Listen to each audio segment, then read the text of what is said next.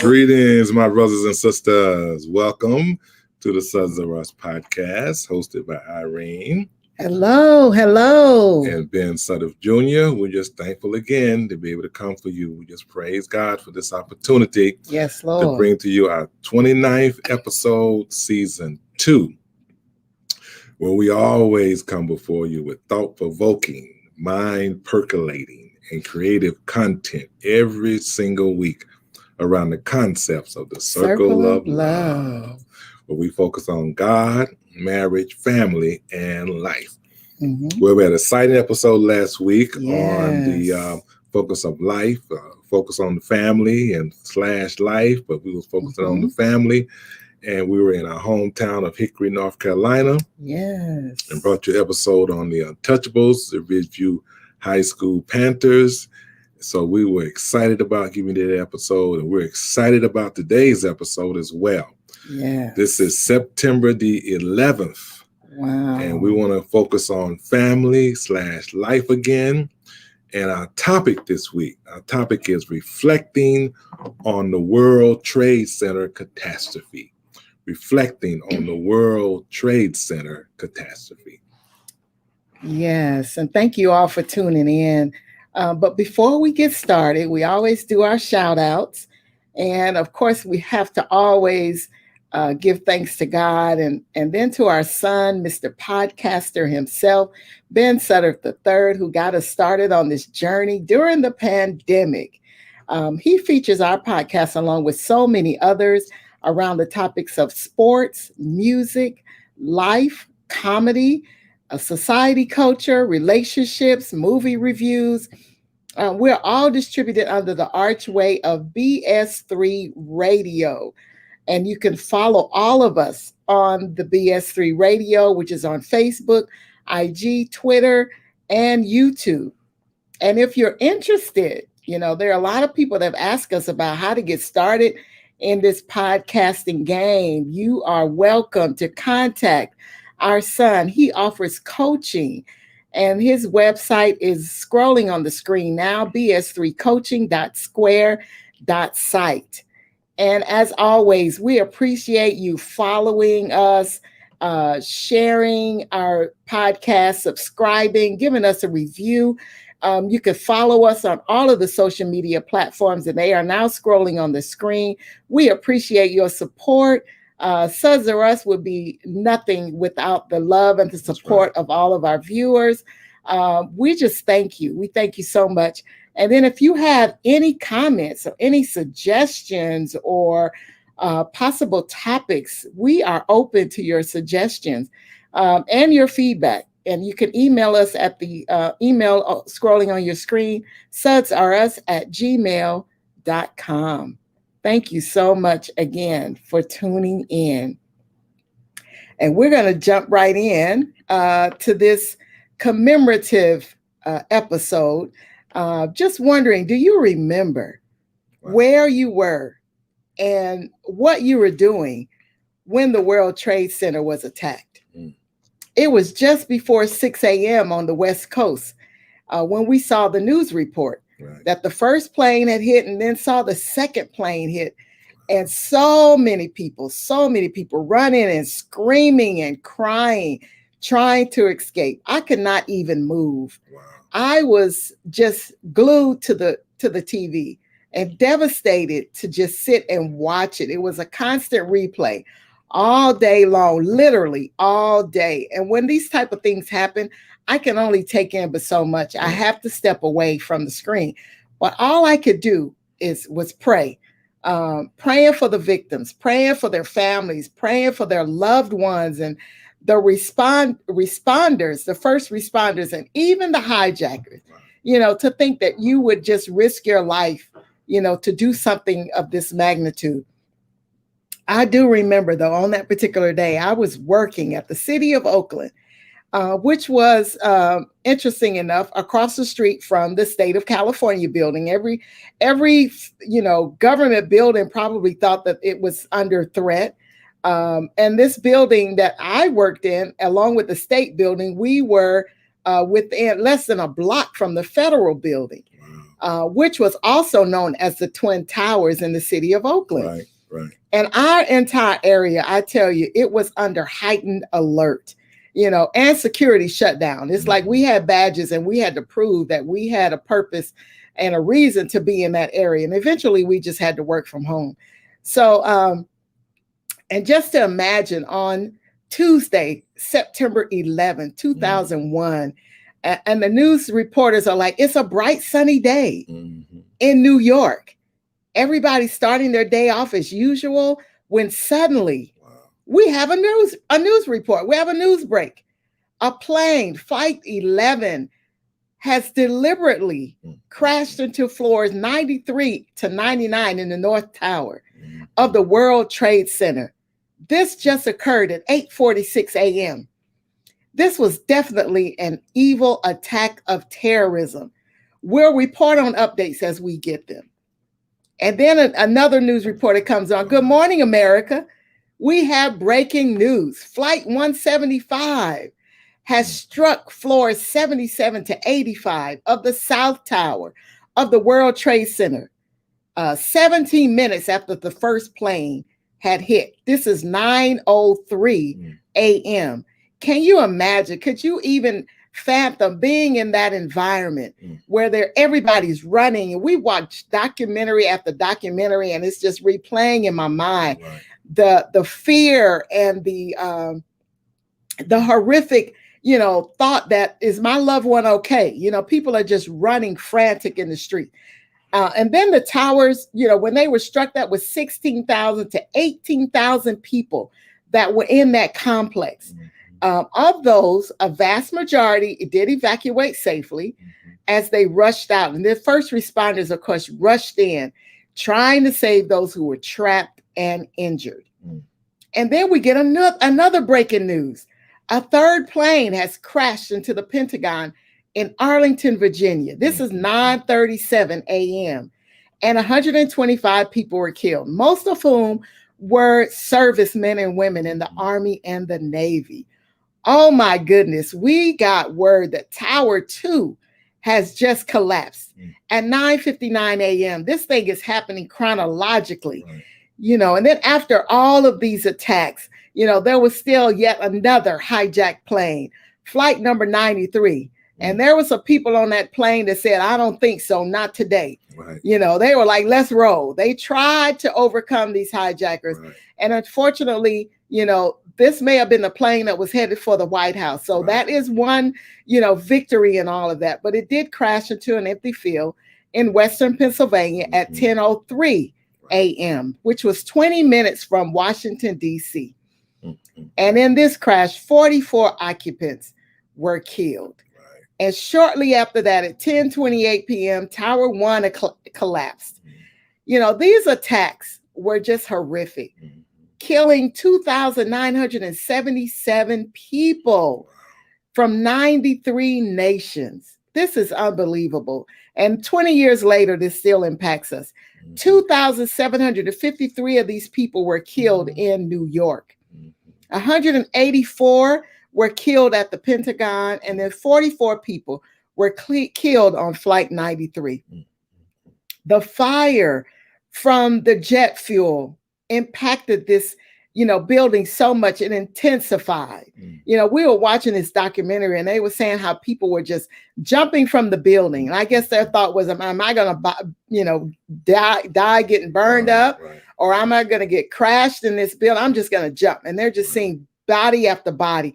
The weakened steel support framework, which attached all of this, each of the floors of this building, is what collapsed. And along with the initial damage to the building, structural columns, this ultimately caused both towers to collapse. And then the 5 other buildings in this complex, the World Trade Center complex, was also destroyed because of the damage sustained when the Twin Towers fell. Now, of this 2,977 victims killed, 412 were emergency workers. Just like today, we continue to pray for our emergency workers in this COVID-19 pandemic. 344 of them were firefighters, which included a chaplain. They say he was the first one to get killed. And then there were 2 paramedics. Not to mention that the bodies of 2,803 human beings were buried when this center crumbled into 3 billion pounds of debris. Now, like I said before, we've been watching this documentary, this week, several of them. And it has literally overtaken us emotionally to where yesterday we had an hour left to go on this documentary and we were like, I can't take it anymore. It was just too much. We were on overload. But this was beyond evil. And this evil doing was planned and plotted against the United States with a mission, I believe, to kill as many people as they could. And these hijackers, they could care less. They didn't want to live. So they didn't care about anybody else, anybody else. So love, living, love the breath that you breathe in and out each and every day. And, stay clear of evil. I just cannot imagine someone with that much hatred in their heart. Yes, this is true. This is true. Wow. Thank you for that. Awesome introduction. Quite a bit. Yeah. 1,106 victims of the September 11th terrorist attack have still not been identified. And this is according to Paul Martinka from the New York Post. The remains of 2 more victims of the 9/11 attack were identified on last Tuesday, just days before the 20th anniversary of the terrorist attack on the World Trade Center.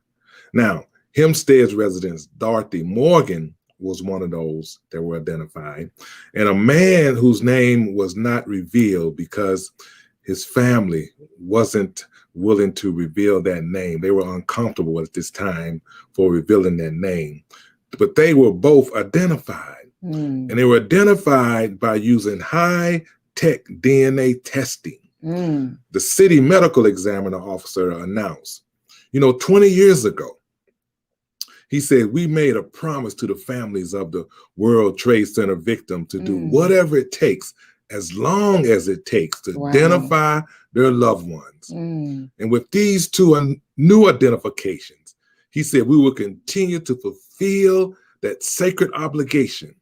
Chief Medical Examiner Barbara Sampson said in a statement, no matter how much time passes since September 11, 2001, we will never forget.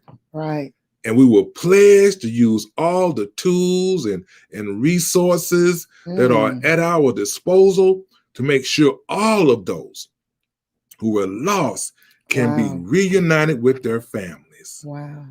We deployed the military to attack Iraq and Afghanistan to find and kill Osama bin Laden, the one who orchestrated and organized and ordered the attack on the World Trade Center and the Pentagon and also Pennsylvania. Our mission was successful under President Obama's administration to hunt down and kill Osama bin Laden. Now, 20 years later, as we ended the war in Afghanistan, terror still exists. Not only in the Middle East, but we have domestic terrorists right here in the United States of America. These families have been suffering for 20 years.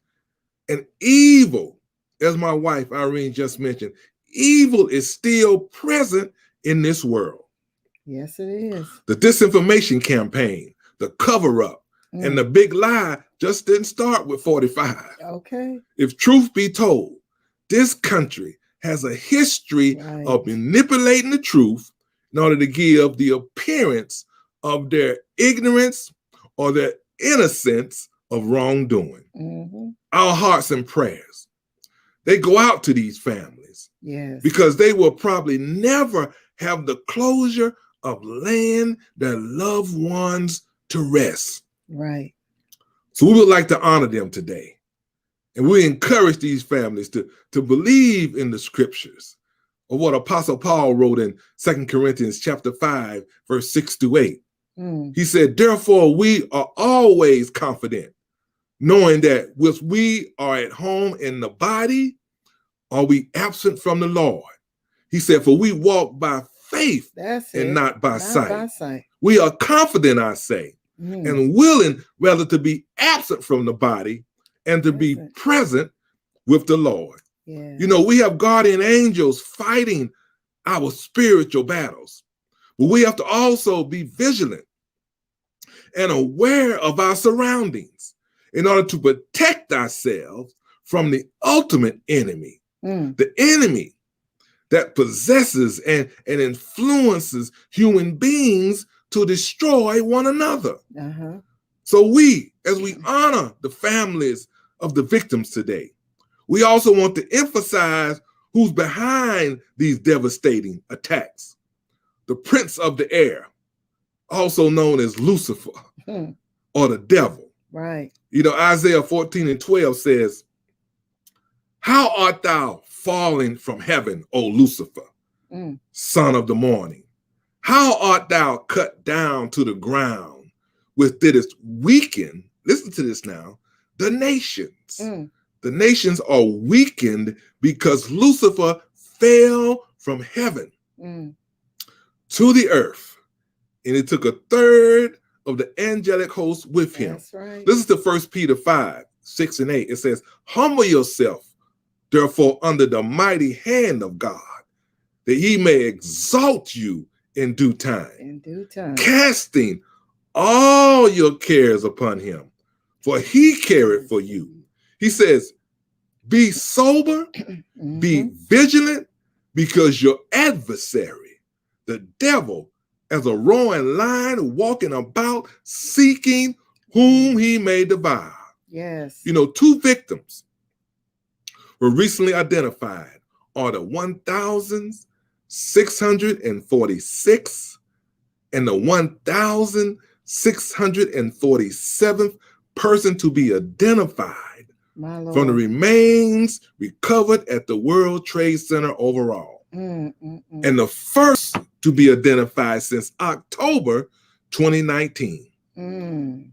So about 40% of the people killed in the attack, the 1,106 victims, haven't been identified, but testing continues. Wow. The announcement says so that the means that the total number of people who died on that day, or because of that, what happened that day, is 2,753 at the World Trade Center. The victims, family members, the first responders, and survivors released a statement on last Friday calling for President Biden to skip the 20th anniversary event in New York and in Shanksville, Pennsylvania, and at the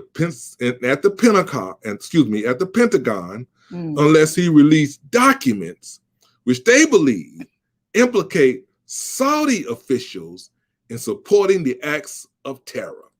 Wow. Now, at the beginning of this podcast, I told you it was going to be a mind-percolating, thought-provoking podcast. Okay. See, this is our purpose. This is our God-given purpose of doing a podcast, is to bring to you creative content. Yeah, share the light. That a lot of the mainstream media are afraid or even hesitant to mention or to report on. Since the conclusion of the 9/11 Commission in 2004, much investigative evidence has been uncovered implicating Saudi government officials in supporting the attack. The statement says through multiple administrations, the Department of Justice and the FBI have actually sought to keep this information secret and preventing the American people from hearing the full truth about the 9/11 attacks. Wow. Among the documents the group seeks are supporting evidence found during a widespread FBI investigation into the attacks that examined alleged Saudi links, which was also completed in 2016. Brent Eagleson, whose father, Bruce, died at the World Trade Center, said he and his co-signers collectively are at wit's ends with our government. He said, we are frustrated. We are tired of getting the runaround. We are saddened with the fact that the United States government for 20 years has chosen to keep information about the death of our loved ones behind lock and key, said Eagleson, who was among a group of victims' relatives who filed a federal lawsuit accusing Saudi Arabia of being complicit with the attacks. Now, while the 9/11 Commission report, let me just say this, while the 9/11 Commission report found that Saudi Arabia has been a problematic ally, particularly when it came to sharing intelligence, the investigation found no evidence implicating Saudi leaders in the attack. The commission staff found no evidence that Saudi government as an institution or as individual senior officials knowingly support or supported Al-Qaeda. However, a lack of awareness of the problem and a failure to conduct oversight over institutions created an environment in which such activity has flourished, the report said. Now, Eagleson said he is convinced that senior leaders in the Saudi government knew about the planned attack and did nothing to stop it. Based on evidence we gathered during the course of our investigation, he said, I concluded that diplomatic and intelligence personnel of the Kingdom of Saudi Arabia knowingly provided material support to two 9/11 hijackers and facilitated the 9/11 plot. He said, my colleagues in our investigation shared that conclusion, Moore said in his affidavit. Now, the remarkable accidental disclosure by the FBI came in a court filed unsealed last week, which the name of the official Mossad Ahmed al-Jarrah was left unredacted in one instance in the document. This was reported by Yahoo News. Two sources close to the lawsuit confirmed by the NBC News that the FBI declaration was filed incorrectly to the public docket and then removed once the Department of Justice learned of an error. Now, that document is no longer publicly accessible. How convenient. So the family is seeking to sue Saudi Arabia for alleged involvement in the September 11th, 2001 terrorist attack. And they have long sought information about al-Jarrah, who allegedly worked with the two other Saudi nations to assist and direct the hijackers. So my brothers and sisters, as my wife mentioned earlier, this was a sophisticated attack to hijack 4 planes flying in that direction with pilots who have the navigational skills to fly a passenger jetliner into 2 narrow buildings. Let alone fool the ticket agent that you're a normal passenger. These were no normal suicide bombers. They had to have some technical training and assistance from experienced officials. Inside job. Eagleson said he believes the United States government will not release the documents because of deep diplomatic and military ties between the United States of America and Saudi Arabia. Seeing that Osama bin Laden is from Saudi Arabia and his family was visiting America months before the attack, and the United States government knew who they were and let them leave. 20 years. 20 years is way too long for anybody, especially thousands of American families, to learn the truth about what happened to their loved ones. My Lord. He said, saying it was cruel and unusual that the government would keep us waiting this long. Eagleson argued that the committee of 9/11 family members, survivors, and first responders did everything the government asked of them to do.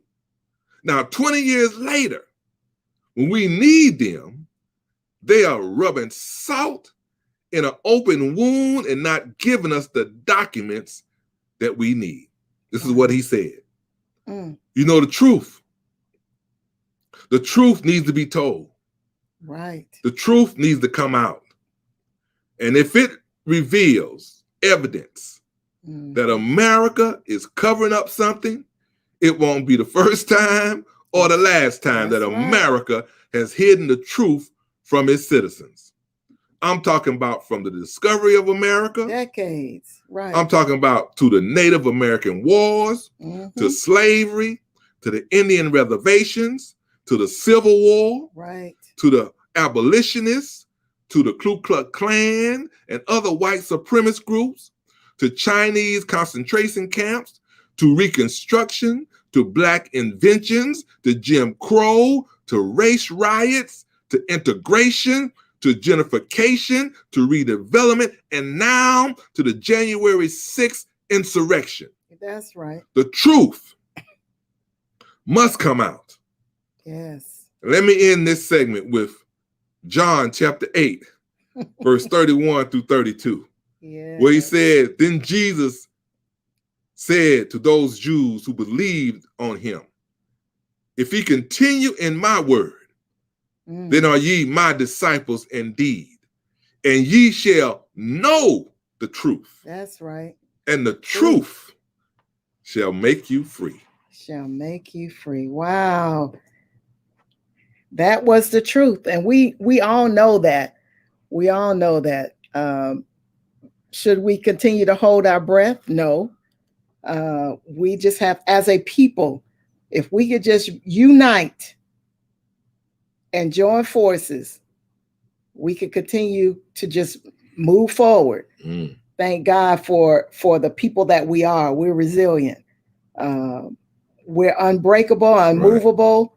You know, we are some strong people that have withstood so much. And thank God for that strength that he gives us every day to continue to go on. Yes. There is a bright side to this story, but before we get there, let's just bring up some of our comments. Thank you, Brian D. Williams. He says, good afternoon as well. Al Hyde, thank you. He says, good afternoon. Wow, good stuff. Great stuff. All right. And then Mama Joe, good afternoon. And yes, Charlesina, something that was said. She said, yes, Lord. Yes, I know cousin know the words. So he was preaching, wasn't he, cousin? And yes, Al, this is some great stuff. You know, we've done quite a bit of research this week and discovered, as usual, there's always some cover up. But, you know, I pray that God will continue as he's doing now. I don't know if you're noticing in the news how there's a lot of stuff that's happening. You know, people that thought they were going to cover up the Arbery situation. You know, this lady tried to protect these men from getting arrested. So it's happening. We just have to wait. Our cousin says U.S. is complicit. Exactly. Mama Joe says, Lord, have mercy. Exactly. We need his grace and his mercy. Everyone with any sense knows the United States was complicit and will never tell the truth. Follow the money. Exactly. Exactly. Thank you guys for your comments. But as I said before, and thank you all for tuning in, there is a bright side to this 9/11 ordeal. There were many survivors who testified in one of the documentaries that we watched that their living is now for sure not in vain. Right. How they knew it was a miracle that they survived. And a lot of them said, why me? You know, why me? Why did I survive and not my coworker that was holding my hand going down these stairs? How did they, you know, how they knew without a shadow of a doubt that it was nothing but the Lord that saw them through this horrific day. And how they prayed and asked God to save them. Right. You know, how they, you know, prayed and even asked God to forgive. It's amazing when we're in situations, how we begin to repent and ask God, forgive me for what I did. One lady said, forgive me for what I didn't do. Right. You know, forgive me for the evilness that's in my heart. I don't want to harbor any of that anymore. And that was amazing to hear her say that.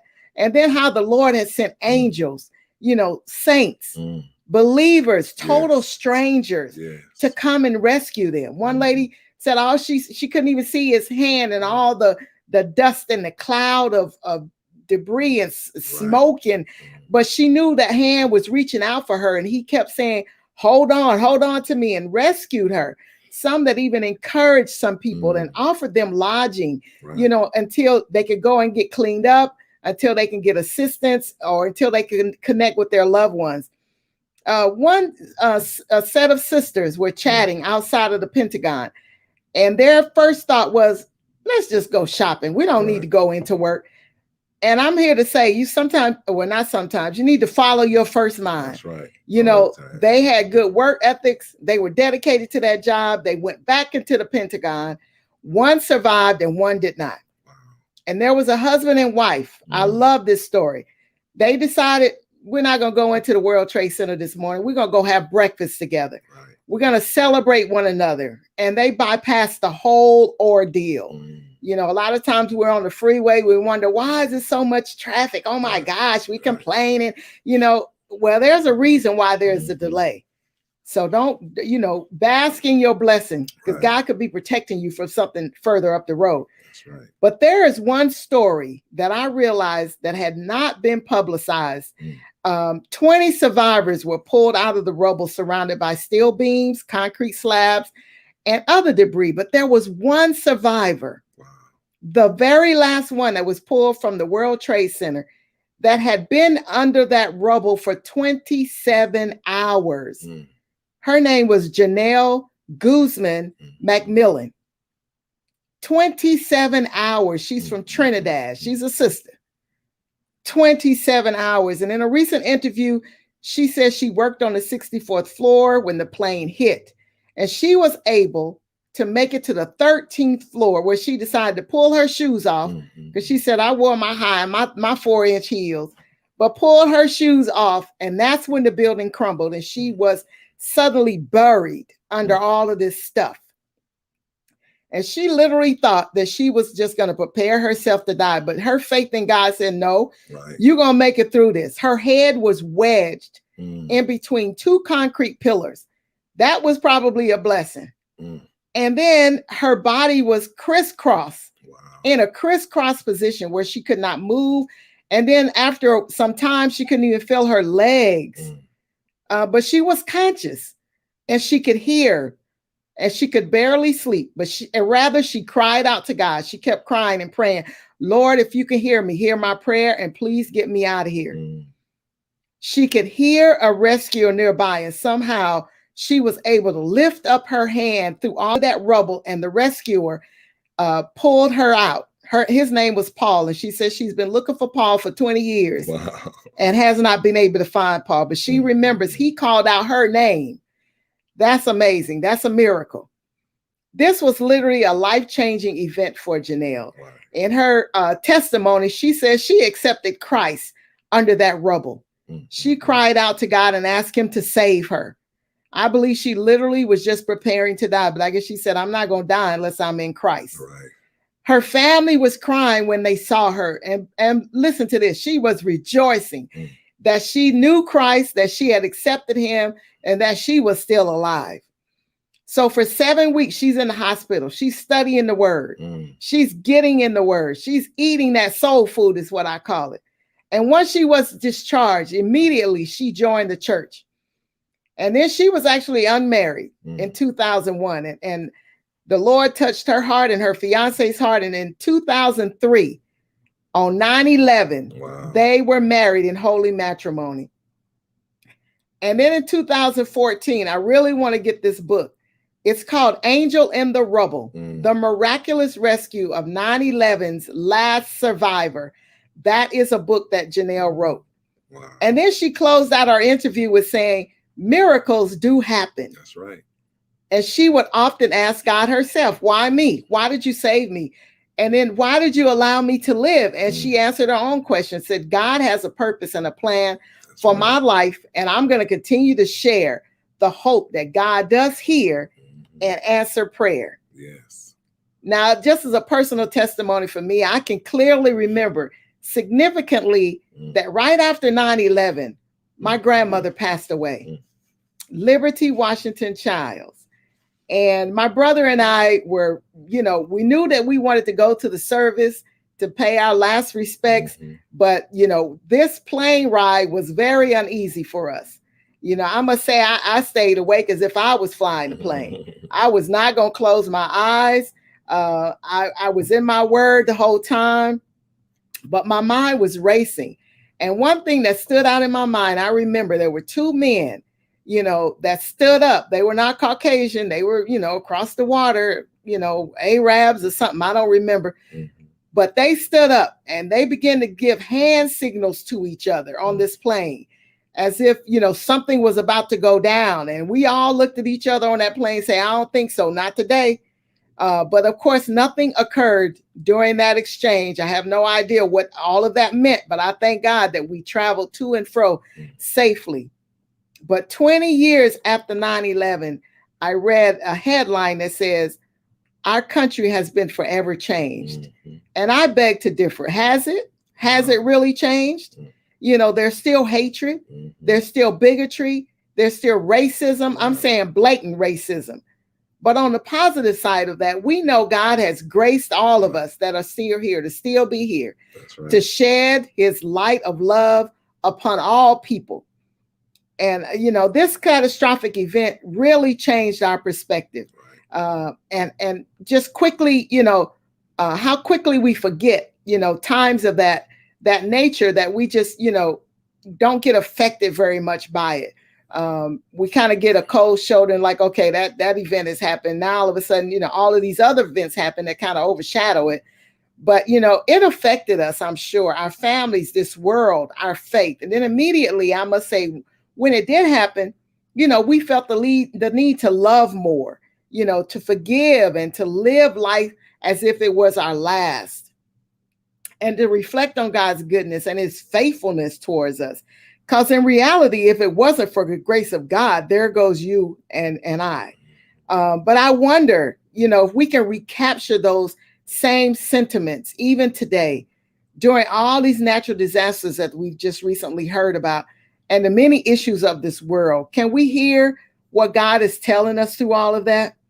Can we feel what God is placing on our hearts and live the life God is asking and calling us to live? I mean, when you think about it, some of the victims of 9/11 went to work that day and never saw their family members again. That's right. Some things we just literally take for granted. And I know sometimes, there are times when my husband and I, when we were working, we might leave on a bad note. What if God would have just taken us out then? I don't ever want to feel as if I have unresolved issues. And some of them may not have had a chance to speak to their family, their wife, their children, their friends, even their foes, to tie up loose ends, to say something to someone that they've always wanted to say, to forgive someone, to even ask God for forgiveness, to marry their sweetheart, to see their unborn child. There were quite a few of those. To simply tell someone that they love them. And the list could go on and on. But what I'm trying to say is that tomorrow, as we all know, is not promised. Give of yourself, give to those less fortunate, advocate, support, bridge the gap. Is there someone you've been beefing with? Is there someone you need to forgive?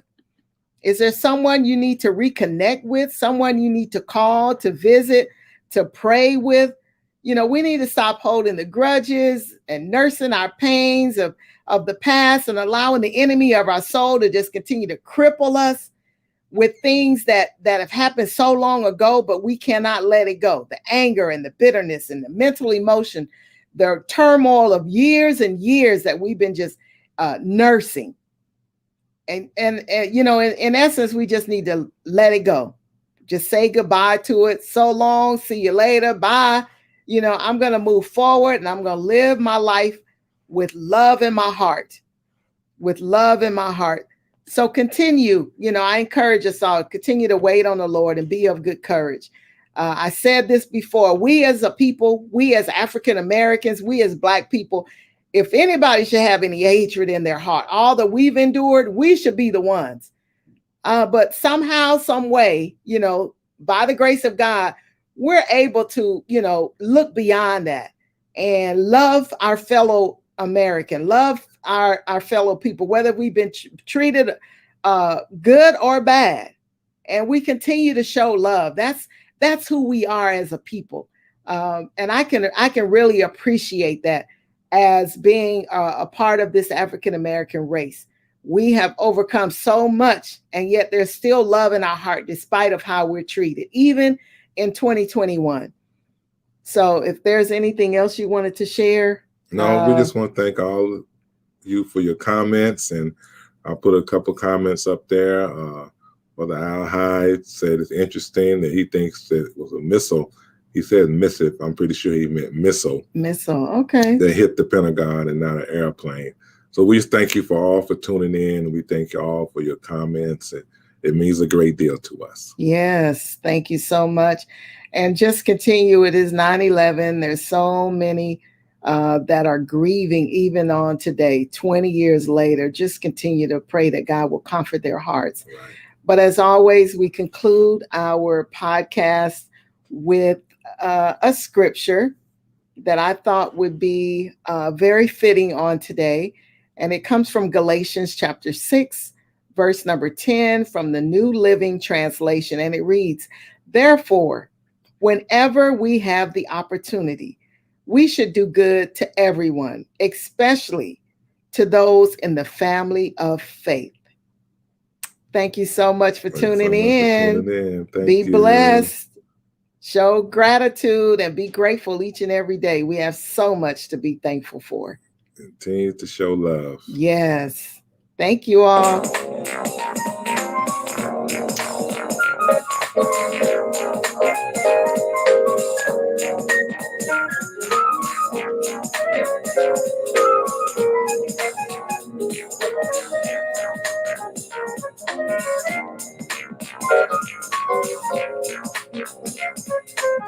Thank you all. Thank you for your comments. Thank you. Love you all. Have a great week. Yes. Be encouraged. Bye-bye. Bye-bye.